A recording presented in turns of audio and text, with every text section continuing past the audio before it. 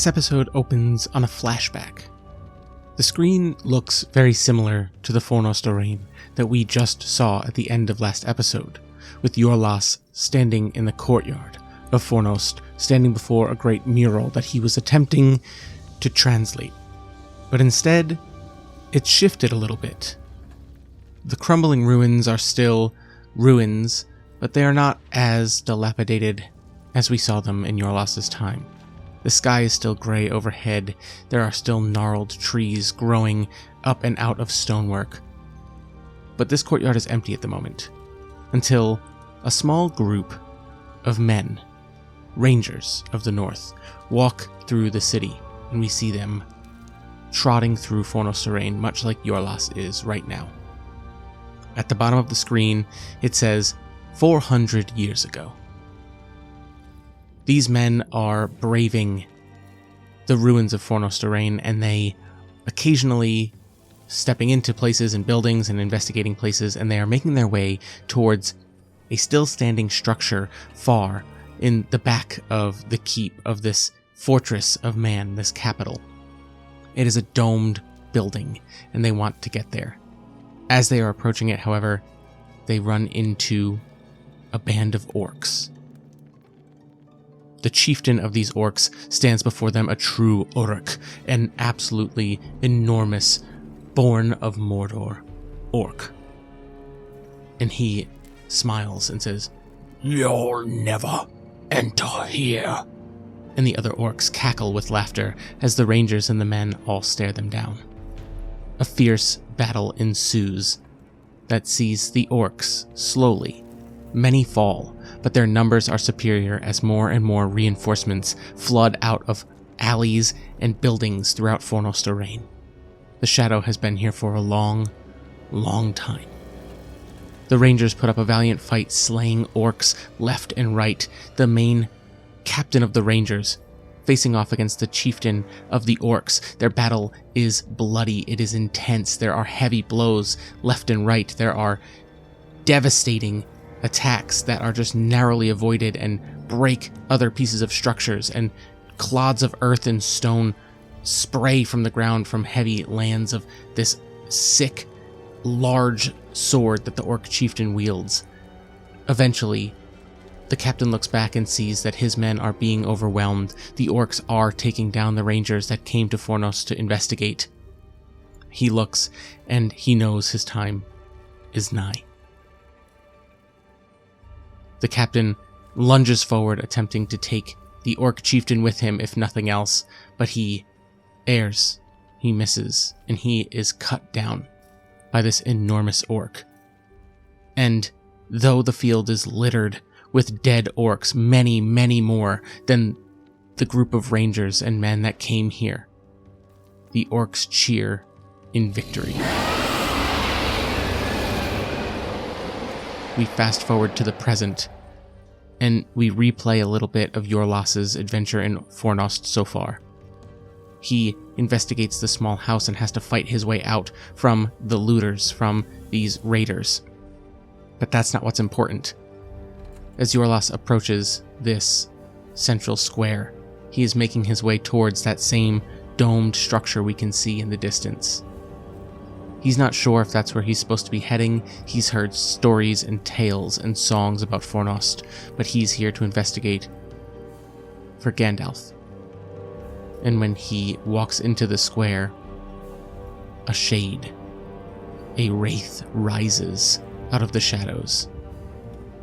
For those of us who just saw this flashback, we recognize this wraith as the captain of those rangers who came here 400 years ago. But to Iorlas, he just sees an evil undead. But this shadow, this wraith, sees a young ranger coming to the city, and he sees the same doom for him if he's not going to act.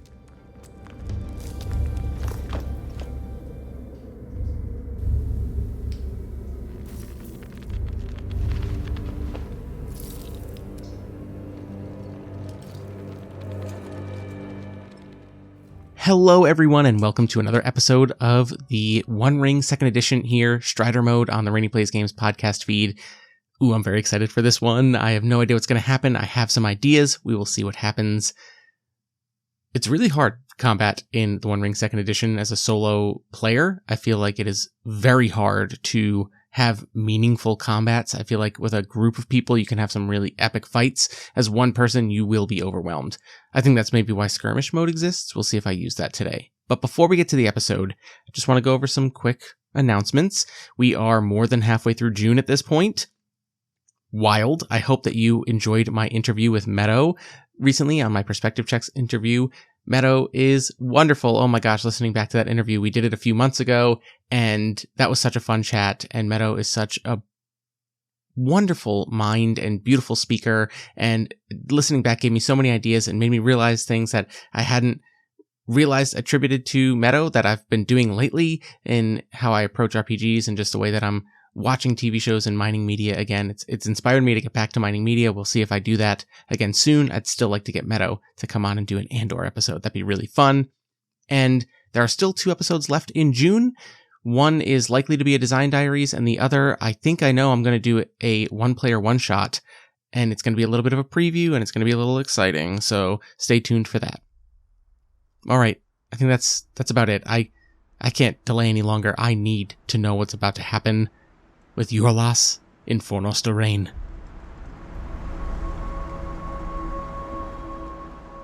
Alright, there is no delaying this. I think that we are going to hop right into combat with this wraith, although I have done some reading since the last episode, just perusing the other books that I have. I have many of the other One Ring 2nd Edition books. The only one I don't have at the moment, I think, is the Hands of the White Wizard, which just recently came out.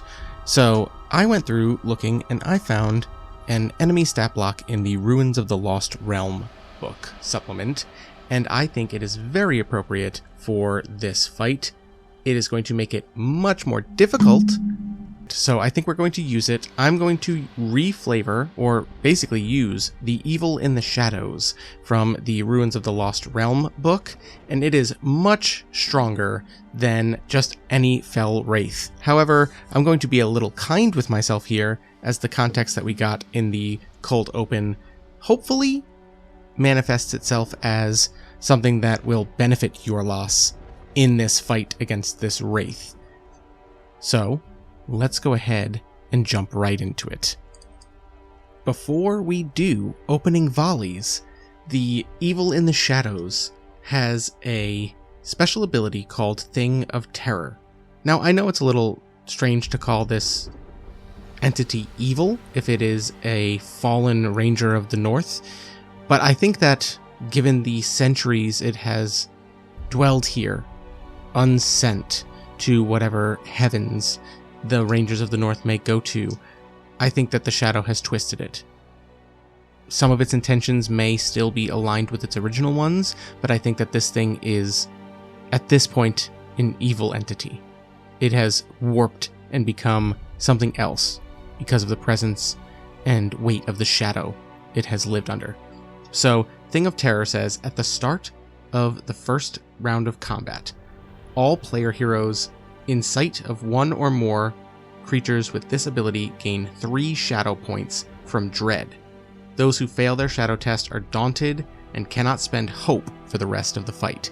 That will be very, very bad. I'm going to absolutely spend hope on this, and I think I'm going to do it with my honorable distinctive feature, because wielding Nimloth's Tear, not only is it a bane weapon to evil men and undead, I think that that comes with the responsibility, and Iorlas understands that it comes with the responsibility to banish those undead if they are encountered in the course of his adventures as a messenger, as a ranger, as a Dunedain, as a Numenorian descendant. So I'm going to spend 1 hope, and because I'm invoking my distinctive feature, I'm going to get 2 additional d6 on this roll. So I'm rolling a d12 plus 4d6 to overcome this shadow test for dread. So that is a TN of 12. Good thing I did. My feat die was only a 3, but I got 2 6s on my skill dice, so that means that I not only succeed, can I spend special successes on shadow tests? Let me check. Shadow tests do say that they're carried out like any other roll. Special successes say when players make skill rolls.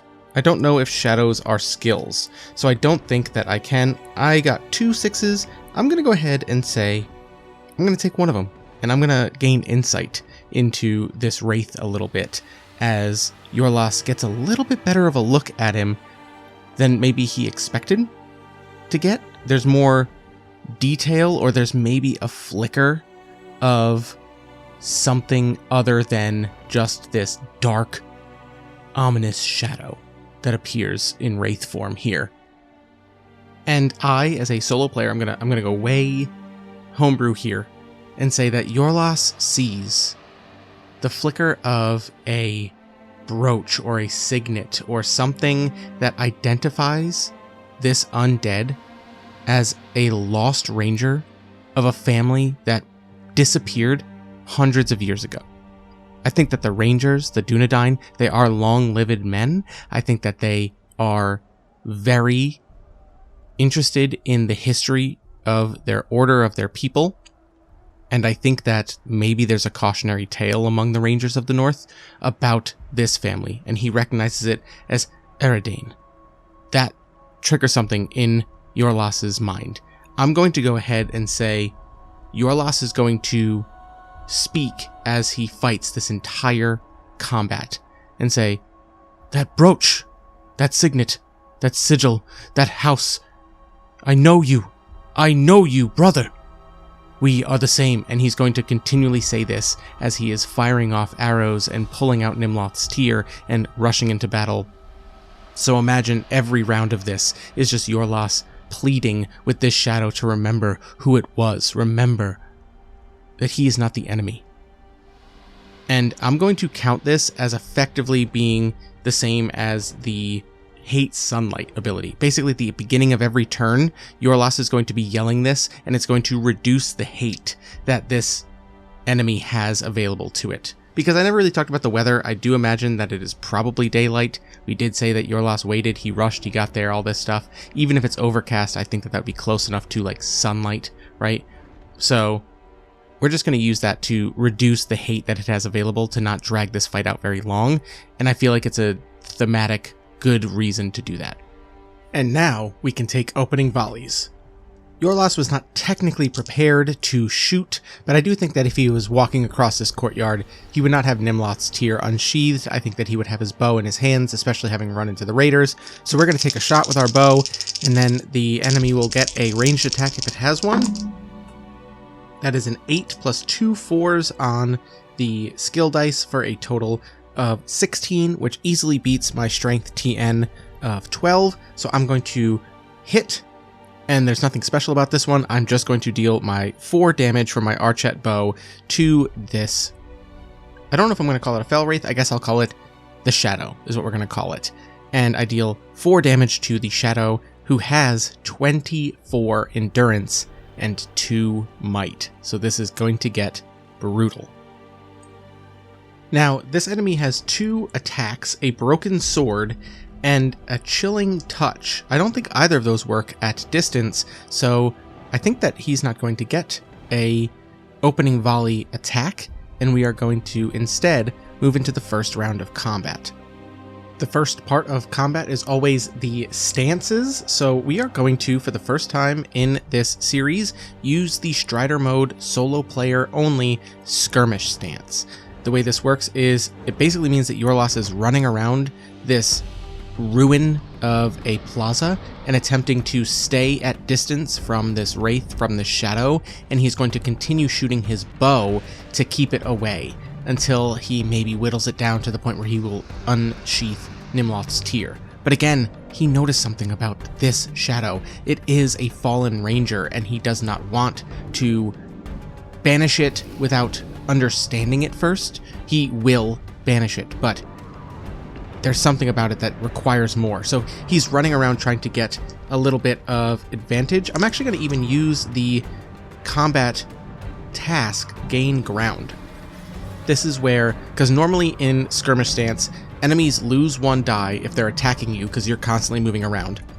You lose 1 die on your ranged attacks because you're constantly moving around, but it makes it easier and harder to hit, etc. So I'm going to gain ground, which is going to be Iorlas maybe trying to get some verticality and test the limits of how this shadow can move, because he's noticed that it's almost kind of like human shaped with this like shadowy cloak that is billowing off of it, these shadows that just kind of billow around it, but when it reaches the ground it is like tethered almost, it doesn't have feet.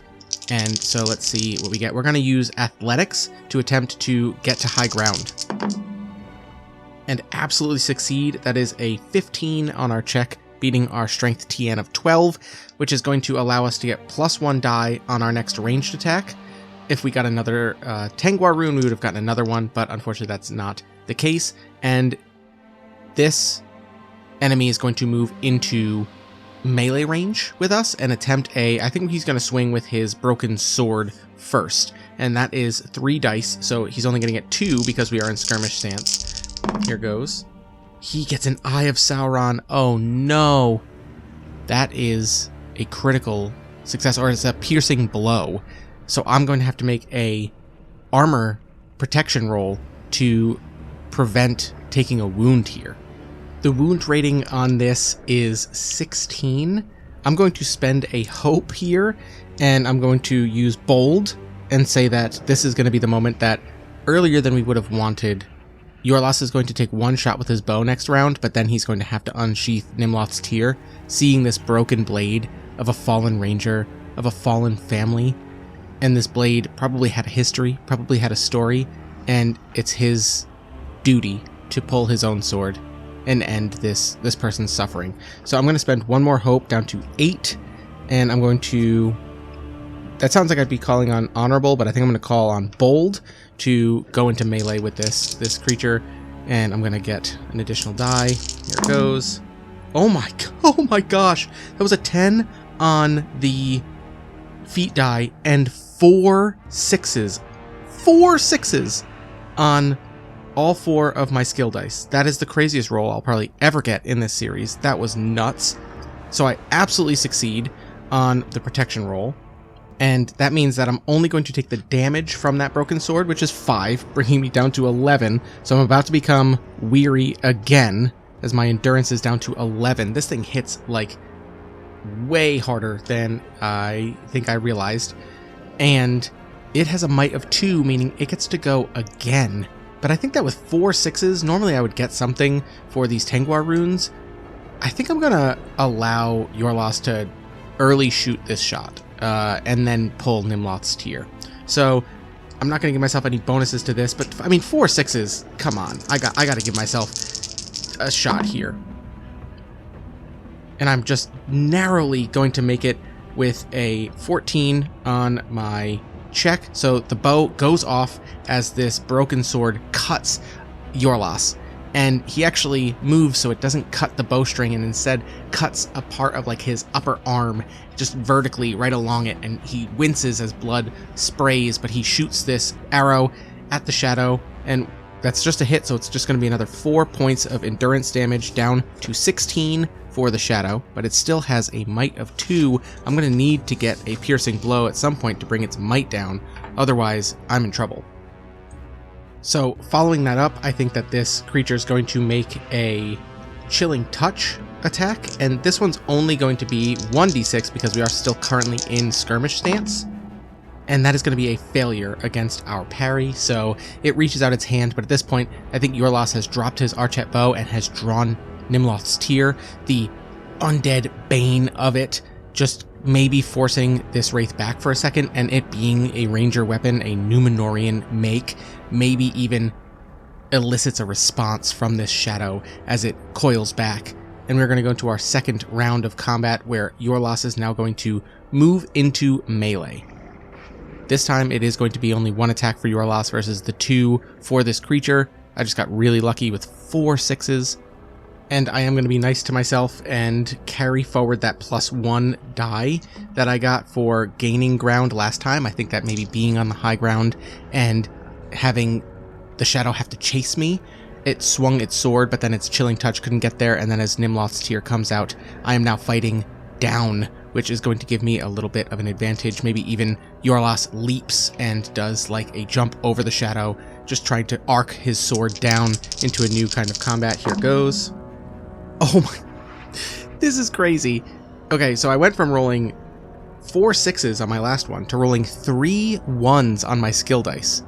However, my feat die is a Gandalf rune. That means that it's a piercing blow, even though, you know, the rest wouldn't have mattered. So I'm about to strike a piercing blow on this shadow. However, it has an ability, and I'm going to say that it uses it even though it does not count, because I'm going to use that to get rid of yet another hate point and bringing it already down to 2 hate points.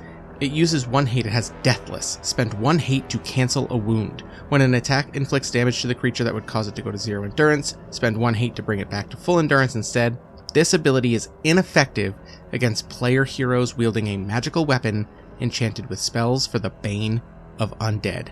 Nimloth's Tear cancels its Deathless ability, and now I have to make a protection roll for this Wraith. It has an armor of 3, but it is ill-favored in this roll, meaning I have to roll 2d12 and take the lower of that, and then those 3d6. Let's see, so Nimloth's Tear's injury rating is 16. Let's see what we get here. Okay, well, one of my die shows 11, which we remember on my dice is a 1, and the other 2 are a 5, a 4, and a 4, so that is 13, plus 1 is 14, which is a failure, and Nimloth's Tear is going to wound this shadow. Oh my gosh. I love the combat of this game. This is so great. And that is going to bring its might down to 1, meaning we are now back on even footing for 1 attack each per round of combat. And the piercing blow still does do the 4 damage of Nimloth's Tear, bringing it down to 12 endurance. It is more than halfway hurt, and Iorlas is barely hanging on before becoming weary. This is getting intense. And now I'm going to give it one more turn before I do something maybe ill-advised. I'm going to attack with the broken sword again, because it is its best chance to hit, so a d12 and 3d6, as it is going to... Ooh, that's an awful roll. Hold on a second. 5, 9, and 2 is 11. That is going to be a miss against our parry. So the broken sword this time comes across the way, and Nimloth's Tear easily swats it aside. And now we're going into a second round of combat. Again, I should have been more clear with my stances. When I move into close combat, I don't think Iorlas is an aggressive forward stance kind of person. I think that we are in an open stance and sometimes maybe defensive, but we are definitely in an open stance right now. No bonuses either way. Once again, Iorlas is yelling at it. Remember, we are from the same bloodline. Like, we are men. You were a man. You came here for the same reason I'm here. Don't let the shadow control you. And this shadow is roiling. It's going to be down to 1 hate as it's looking at Nimloth's Tear. It's looking at Iorlas. It's looking around. Maybe memories are flooding back into the shadow's mind from long, long ago, things that it had forgotten, when it sees almost like an echo of itself hundreds of years later here in the same city that has been ruined and under the shadow for so long. Maybe it wants to try and say something to Iorlas, and Iorlas is wielding Nimloth's Tear almost ruefully, almost woefully, that he has to banish this lost ranger. And at the same time, it's a peace that he's trying to offer him. So we're going to roll with Nimloth's Tear again in open stance, rolling a d12 and 2d6. Ooh, that's not going to do it. That is only... Actually, hold on, that is a 12, and it does not have a parry. It is exactly what I needed. Wow, I thought that roll was very low, but that is a 12. That is going to do 4 more endurance damage, bringing it down to 8. So it is really looking rough right now. Not a very good roll, but enough that at least we swing and hit with it. And I think that this turn is where I'm going to do something ill-advised. I would say ill-advised, but I actually think it's story-wise the right thing to do. This shadow is going to spend its last hate, bringing it down to 0 hate, making it weary, meaning 1s, 2s, and 3s do not count for anything on their future rolls, but it's going to use a dreadful spell. It spends 1 hate to raise a forgotten dead. It holds its hand out.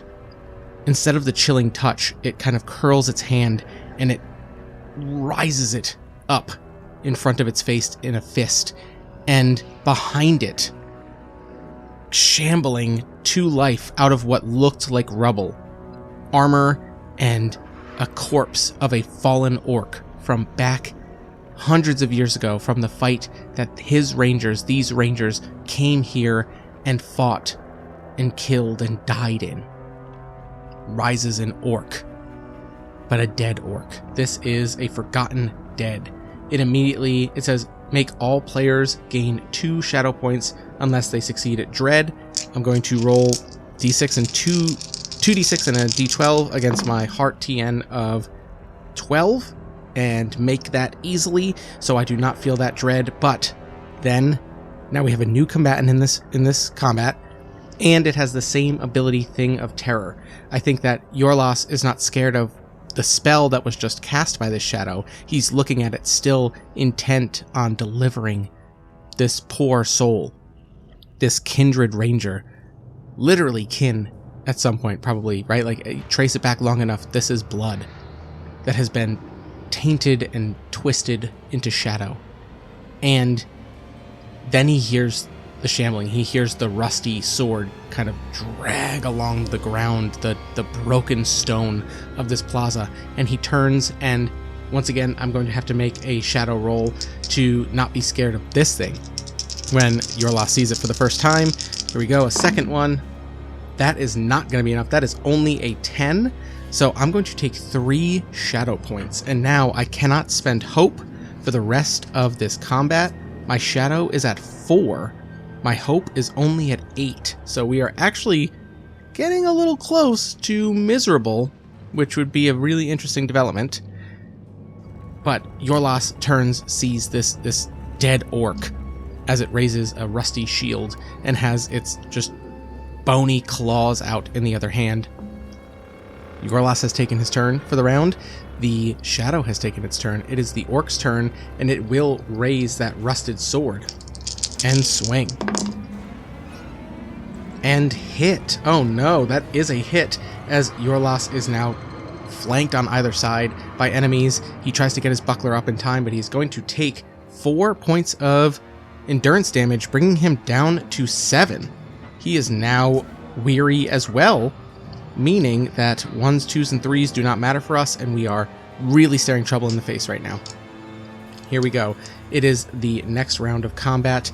The shadow is out of hate points. I think that the hate is slowly being just eroded away by Iorlas's incessant reminders of the life that this person had, an Erain, whatever the pronunciation is. He's calling out the familial name of this ranger, recognized on the brooch that he saw swirling underneath all of this shadow. And the hate is slowly going away. It's almost accepting death. Maybe the rising of this orc was not a threat, but a clue. And Iorlas is going to swing at the shadow.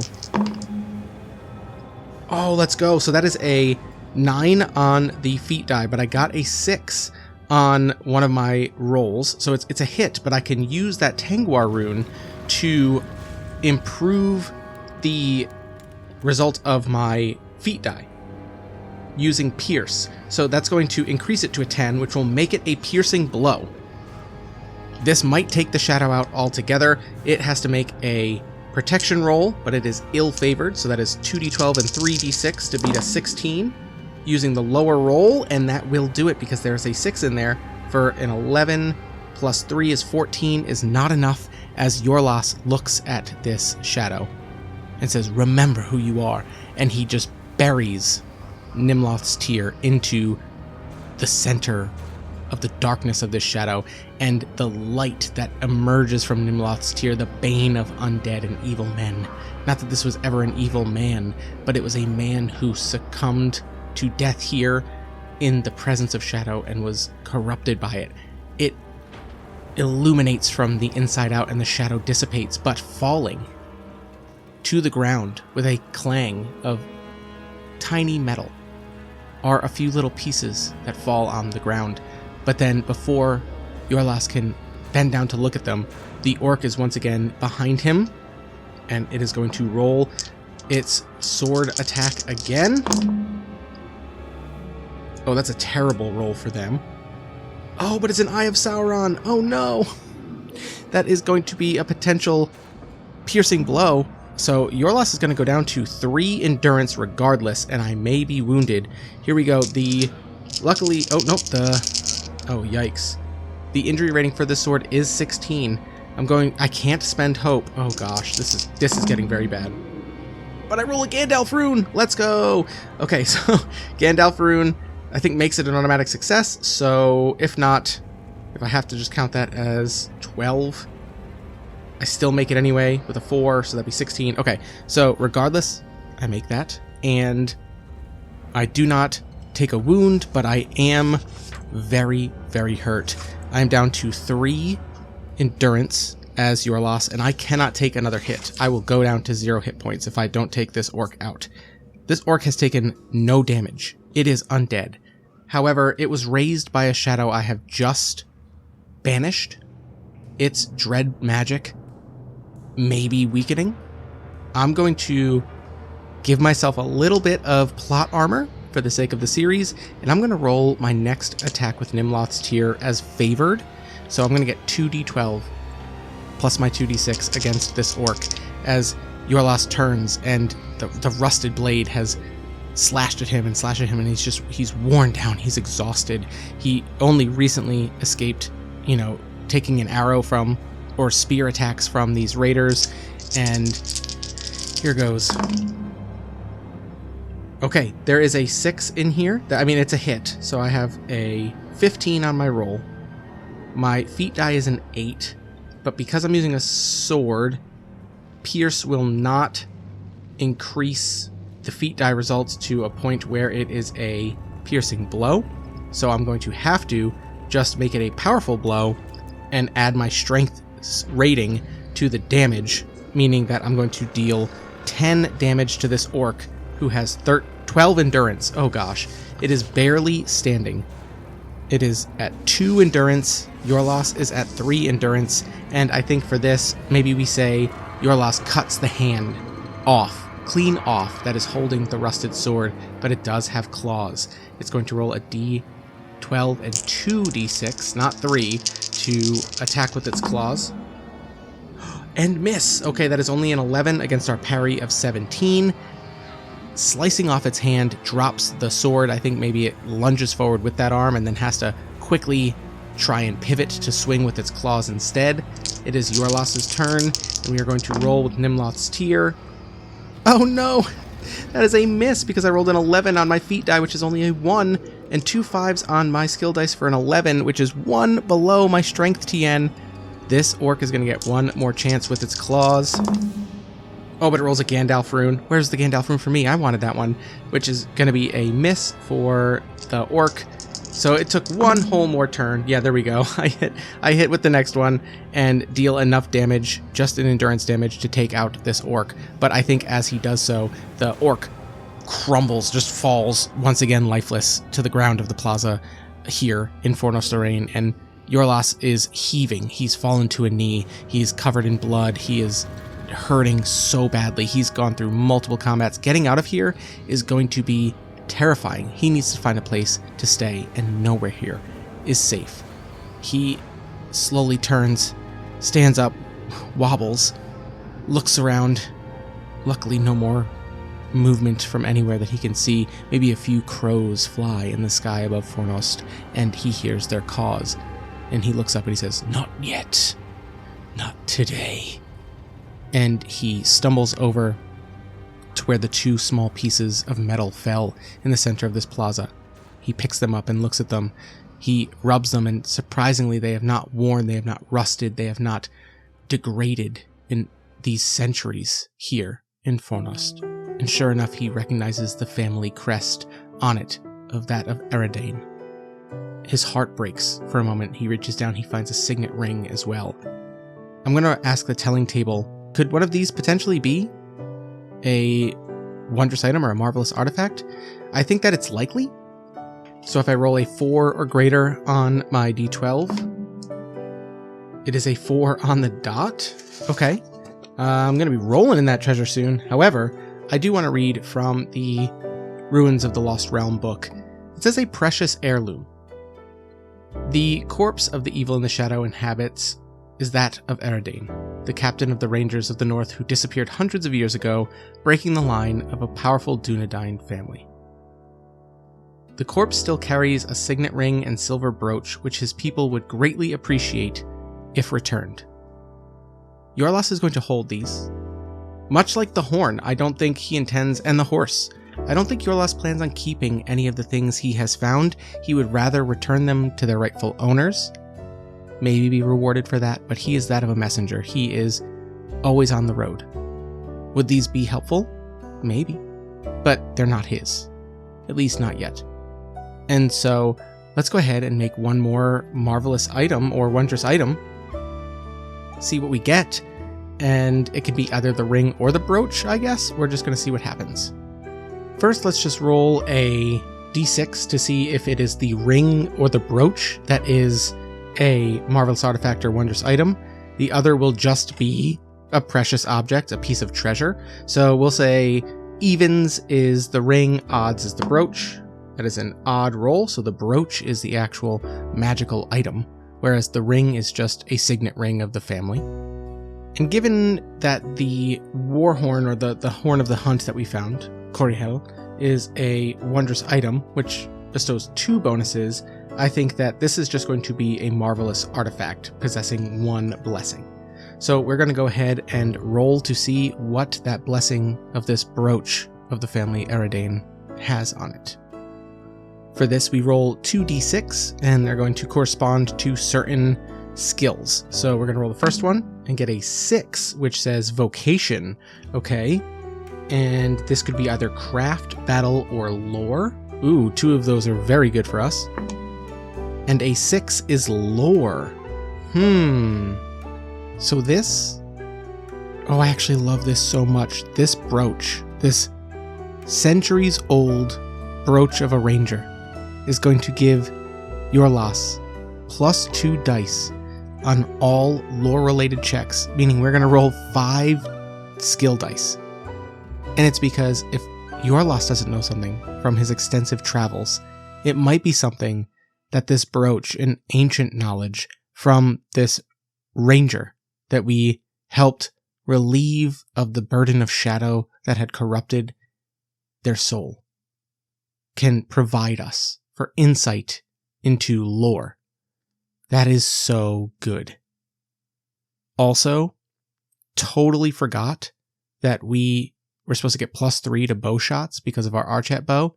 I gotta clean up my character sheet. All right. Wow. That was awesome. And actually, you know what?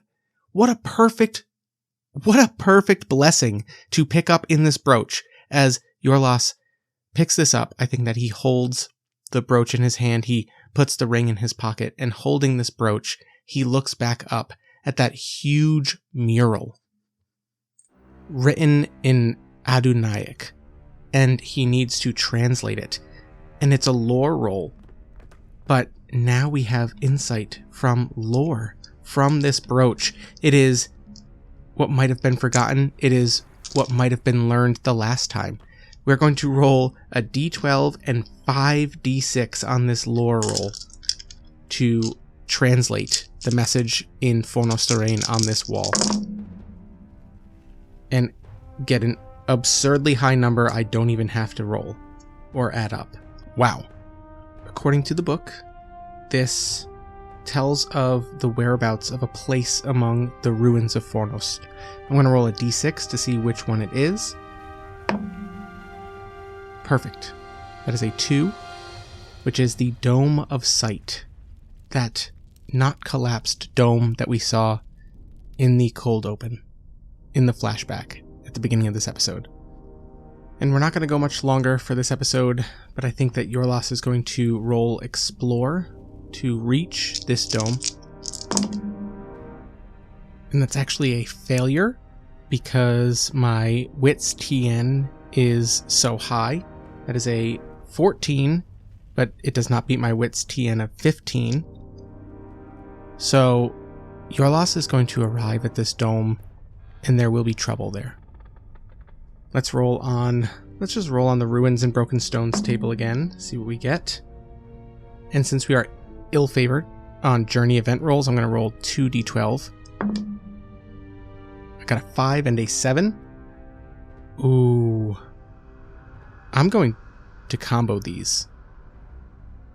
Iorlas reaches the dome, and he walks into the Dome of Sight in the ancient capital of Fornost Erain, partially caved in, partially opened to the sky above. This great domed chamber once housed the seeing stones of the North Kingdom.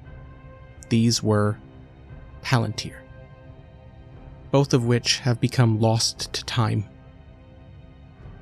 Part of the chamber is collapsed in, and when Iorlas finds his way in, he can see up on the inside of portions of this dome, and there are beautiful mosaics showing images of starlit sky, showing images of faraway places that Iorlas has never seen anything like it.